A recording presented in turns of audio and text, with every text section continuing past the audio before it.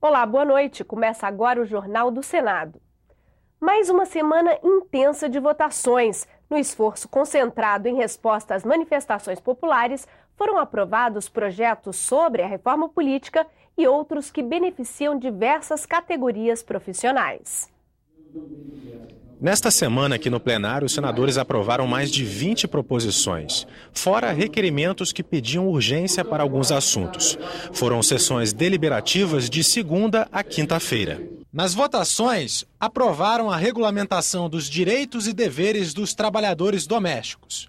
A medida beneficia 7 milhões de profissionais e inclui jardineiros, cuidadores de idosos e motoristas particulares. O texto considera empregado doméstico quem trabalha na mesma casa no mínimo 3 dias na semana. Fica proibida a contratação de menor de 18 anos. O intervalo mínimo para almoço será de meia hora. As primeiras 40 horas extras devem ser pagas em dinheiro e não compensadas em folgas. O relator da matéria definiu que o empregador pagará 8% de contribuição patronal e a do empregado para Previdência e FGTS soma 20% do salário. O texto seguiu para a Câmara. Nós fizemos uma proposta equilibrada que vai fazer com que o trabalhador doméstico seja valorizado, tenha todos os direitos e, de outro lado, o empregador doméstico, que não é uma empresa, tenha condição de fazer tudo isso de forma simplificada e pagando menos do que pagaria uma empresa. Os senadores também aprovaram uma proposta que reduz de 1% para 0,5% do eleitorado o número de assinaturas, cerca de 650 mil, para a apresentação de projetos de iniciativa popular, como foi o do Ficha Limpa. Essa proposta de emenda à Constituição, ela dialoga fortemente com as manifestações das ruas. A população em todo o Brasil estava dizendo, nós queremos participar. E essa proposta, ela amplia os instrumentos de participação. Uma novidade, as assinaturas poderão ser recolhidas pela internet. Essa é a grande revolução. Você sabe que a última lei de iniciativa popular que foi aprovada foi a lei da Ficha Limpa. Sabe como é que chegou nesse Congresso? Ridículo para o parlamento. Chegou em carrinhos de supermercado. 1,5 milhão de assinaturas. Agora não. Existem critérios de segurança. Depois de analisarem 2 PECs sobre a suplência de senador e rejeitar a que poderia provocar eleições para a vaga, os parlamentares diminuíram o número de substitutos de 2 para 1 e proibiram que a suplência seja ocupada por cônjuges e parentes até o 2º grau. Não há razão nenhuma de ter um segundo suplente. Um suplente só responde, pode suceder, pode substituir e fica mais limpa a eleição. Outras categorias profissionais também foram beneficiadas com as votações desta semana. Funcionários dos Correios, papiloscopistas, policiais e bombeiros militares, taxistas e músicos. Depois de terem aprovado na semana passada o projeto que redistribuía os direitos autorais, os senadores analisaram as modificações dos deputados na proposta e enviaram o texto para a sanção presidencial. Os senadores também aprovaram e enviaram para a presidente projetos que definem penas para organizações criminosas e que criam um Sistema Nacional de Prevenção e Combate à Tortura.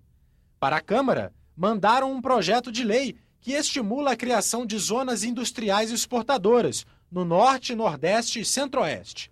Como o plenário aprovou as 2 medidas provisórias sobre a seca, a pauta está destrancada, livre para outras votações. Os senadores, junto com os deputados, devem dedicar a próxima semana à análise da Lei de Diretrizes Orçamentárias.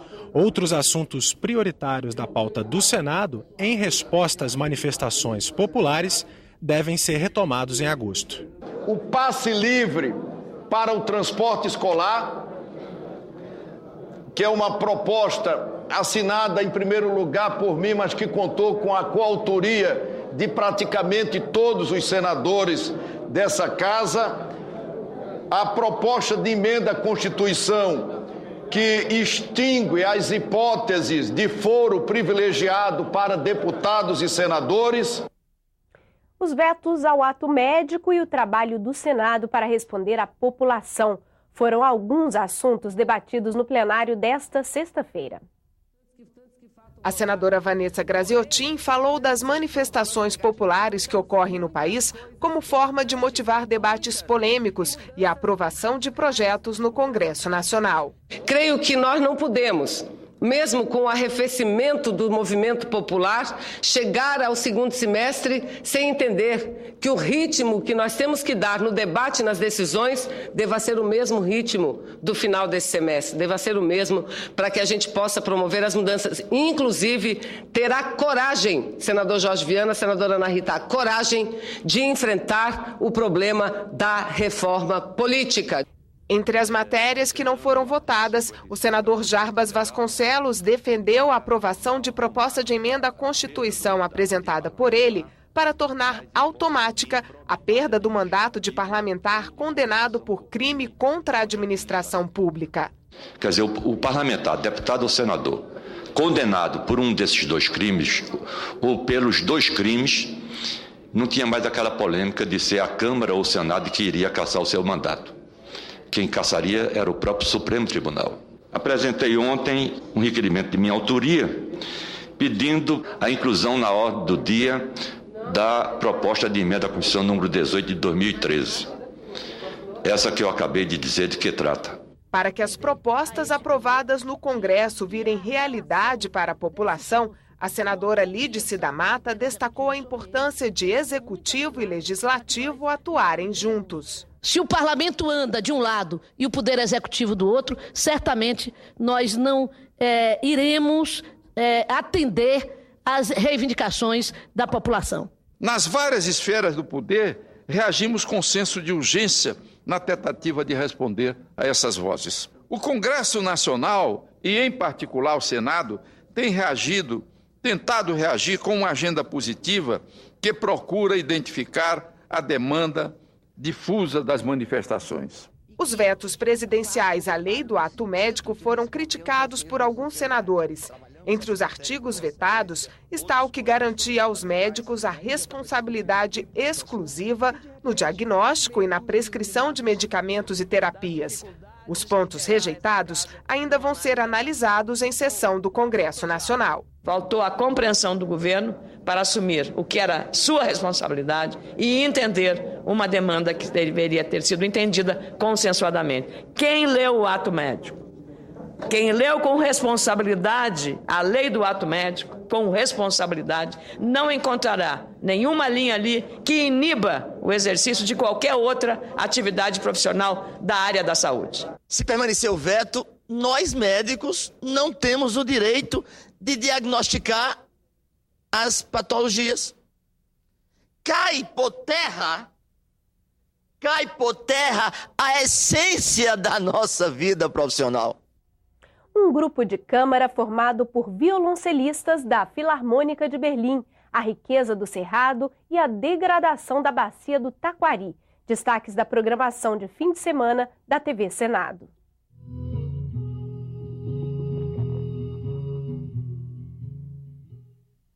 O Ecosenado mostra o debate realizado na Comissão de Desenvolvimento Regional sobre a situação do rio Taquari, principal afluente do Pantanal brasileiro. A bacia do Taquari ocupa uma área de 65 mil quilômetros quadrados, mas o curso do rio está sendo alterado pela ocupação irregular do solo, a atividade agrícola e as pastagens.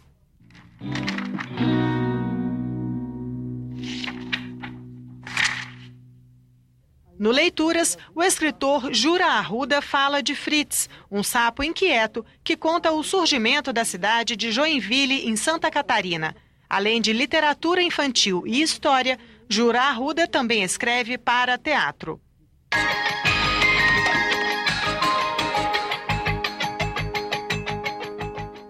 No Repórter Senado, um panorama do segundo maior e mais rico bioma do país, o Cerrado. Ainda pouco conhecido e valorizado, ele abriga as nascentes de 8 das 12 bacias hidrográficas do país.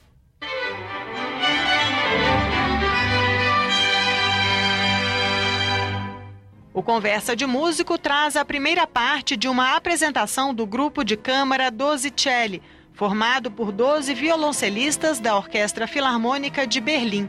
No programa, obras de Julius Klengel, Astor Piazzolla e Henri Bourter.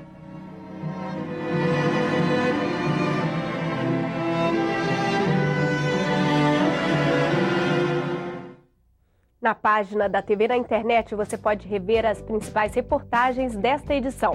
O Jornal do Senado termina aqui. Uma boa noite e um ótimo fim de semana.